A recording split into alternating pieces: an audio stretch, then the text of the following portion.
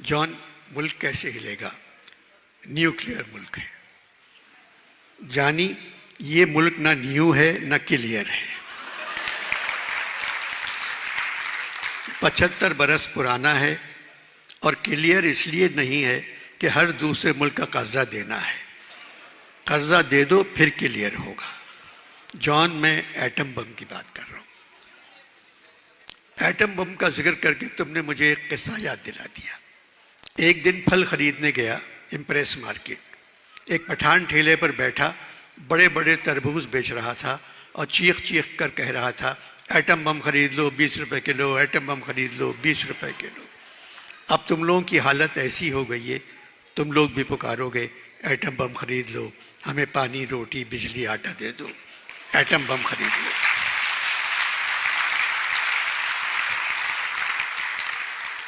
John दरवाज़ा तोड़ रहे थे तो उन्होंने परवेज इलाही से कहा, या इलाही ये माजरा क्या है?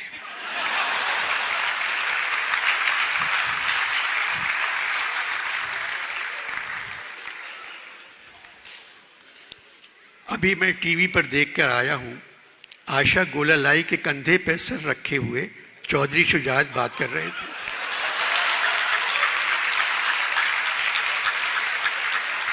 आशा गोलालाई के कंधे पे सर, ये तो सरासर बेहूदगी है।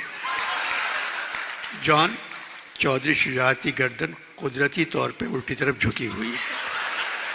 वो फ्री होने की या आराम करने की कोशिश नहीं कर रहे थे। अनवर मकसूद, 75 साल से पाकिस्तान में सिर्फ बच्चे पैदा हो रहे हैं। जानी, कोई बड़ा पैदा हो के क्यों नहीं देता?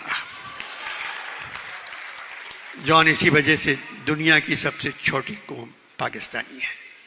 जानी, आखिरी सवाल, इसके बाद मुझे जाना है। जानी, मुल्क में जमहूरियत है? जॉन, 75 बरसों में पहली मर्तबा लग रहा है मुल्क में बेहतरीन जमहूरियत है। कोई मिसाल? जॉन, जब शहरियों को वज़ीर आज़म की मर्ज़ी से आर्मी कोर्स में भेजा जाए, इससे बड़ी जमहूरियत की निशानी है और क्या हो।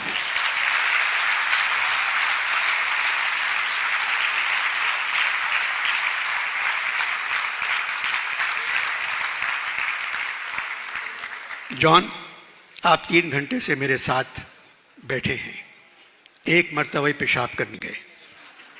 जानी, मरने के बाद एक ही अजाब से निजात मिली और वो ये है नज़रिए ज़रूरत, यानी पेशाब। पेशाब पर याद आया, तुमने इमरान खान की मेडिकल रिपोर्ट देखी?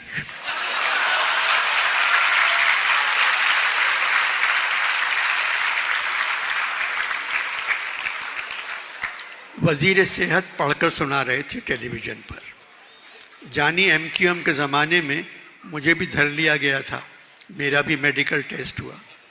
मेरी मेडिकल रिपोर्ट थी, दिमाग काम नहीं कर रहा है, दिल धड़कन कम है, खून थूक चुके हैं, गुर्दे सूखे पड़े हैं, पेशाब निकल चुका है, यानी हर चीज़ का जवाब।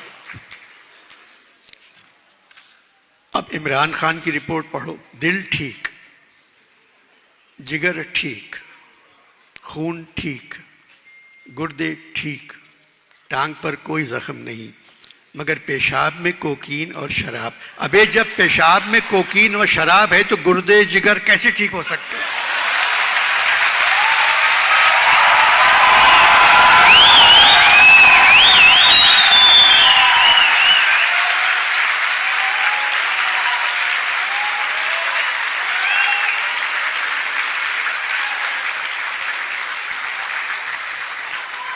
जानी, मैं कसम खाता हूं ये डॉक्टर PTI का होगा और उसने ये रिपोर्ट प्रेस कॉन्फ्रेंस से पेश की होगी। ये रिपोर्ट पेश करने के बाद वज़ीर सेहत को सेहत की वजारत से तौबा कर लेना चाहिए। लानत है इस रिपोर्ट पर। और अच्छा जॉन, खुदा हाफिज, खुदा हाफिज, खुदा हाफिज। Roll over. जॉन, आप कल चले जाएंगे, कोई ऐसी बात कहें जिससे दिल खुश हो जाए। जानी, सोचने में हफ्ता तो लग जाएगा। प्रॉब्लम यह है मैं कल जा रहा हूं। एक मर्तबा मुशायरे के लिए ढाका गया। पीआईए का जहाज़ वैसे ही ख़राब था, मौसम ने उसे और ख़राब कर दिया। रईस भैया साथ बैठे हुए थे। जानी जहाज़ थिरकने लगा, फिर उछलने लगा। जब मुजरा दिखाने लगा तो पायलट ने ज़ोर ज़ोर से कहा, मेडे मेडे मेडे। मैं भैया के गले लग गया और कहा, मरने से पहले एक मर्तबा तो आपको गले लगा लूँ। हज़रत अली को याद किया, जॉन खुदा को याद नहीं किया। जानी उसके पास तो जा रहा था, फिर याद क्या करता।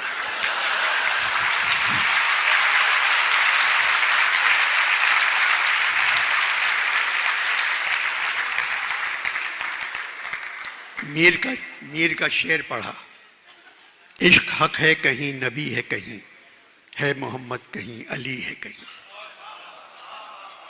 जानी 2 मिनट बाद जहाज यूं समझो सकते में चला गया।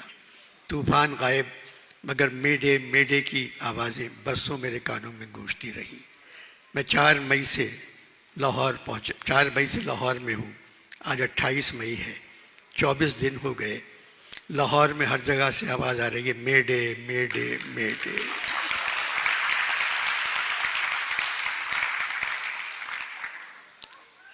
बाद में मुझे किसी ने बताया, मुल्क हिल रहा है। जॉन, मुल्क कैसे हिलेगा? न्यूक्लियर मुल्क है। जानी, ये मुल्क ना न्यू है ना क्लियर है।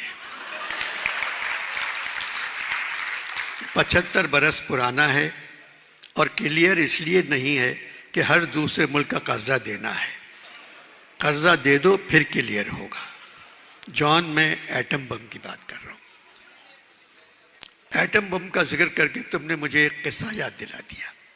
एक दिन फल खरीदने गया इम्प्रेस मार्केट। एक पठान ठेले पर बैठा बड़े बड़े तरबूज बेच रहा था और चीख चीख कर कह रहा था, एटम बम खरीद लो 20 रुपए किलो, एटम बम खरीद लो 20 रुपए किलो। अब तुम लोगों की हालत ऐसी हो गई है, तुम लोग भी पुकारोगे, एटम बम खरीद लो, हमें पानी रोटी बिजली आटा दे दो, एटम बम खरीद लो।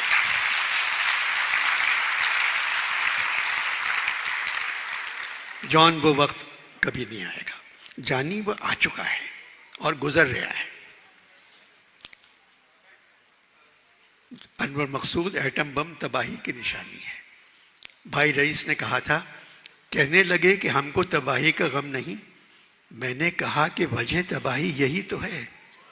हम लोग हैं अज़ाब इलाही से बेखबर, ए बेखबर अज़ाब इलाही यही तो है।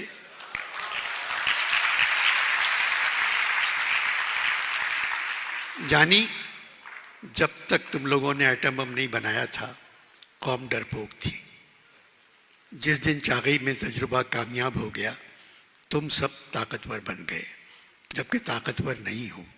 डरपोक रहते तो आज ताकतवर बनने के लिए मेहनत करते, कोशिश करते। आज कहाँ होते तुम लोग? एकदम ताकतवर बन गए, मुल्क एकदम ताकतवर बन गया, कौम खुश हो गई। कौम को ताकतवर होना चाहिए। जानी, इंसाफ का निज़ाम ही किसी मुल्क को ठीक कर सकता है। यहाँ तो रियायत दी जाती है गसब करने वालों को, पनाह दी जाती है गबन करने वालों को। अजीब हालात से गुजर रहे हो तुम लोग। कुछ नहीं मालूम होता कौन किसके हक में बोल रहा है। कुछ समझ में नहीं आता किसको किससे शिकायत करना चाहिए। मुल्क की सबसे मुक़द्दस इमारत है सुप्रीम कोर्ट, मगर जानी उसे